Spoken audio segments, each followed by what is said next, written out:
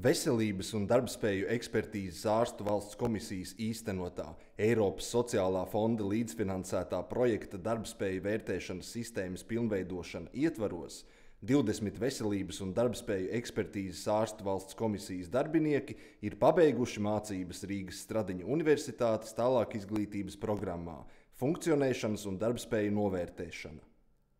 Pēdējos 10–20 gadu laikā praktiski šīs iespējas iegūt speciālās zināšanas specialitāte eksperts praktiski bija zudušas, jo daudz gadus atpakaļ šī iespēja bija vai no Ļeņingradā vai Maskavā iegūta. Kad vairāk tādas iespējas mums neradās, tad arī praktiski Latvijas valstī tāda programma nebija.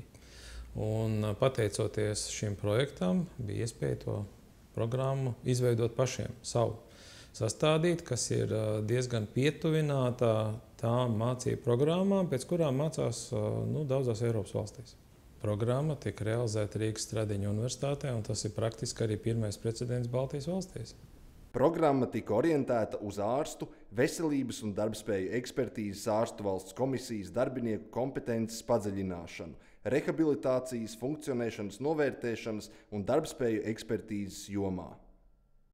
Apgūtā programma, tās zināšanas, ko mēs esam ieguvuši šajos kursos, jo arī es esmu viens no kursantiem, protams, noderēs mūsu darbā, un es pat teiktu, ka tas jau noder.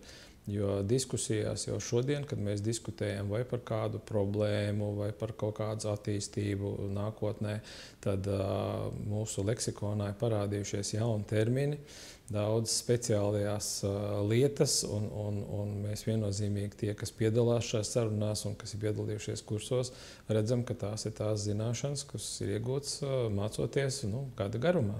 Programmas kvalitatīvai īstenošanai tika piesaistīti gan kvalificēti nacionāla līmeņa eksperti lektori, gan starptautiska līmeņa eksperti ar pieredzi funkcionēšanas un darbspēju ekspertīzes jomā un zināšanām starptautiskās funkcionēšanas klasifikācijā.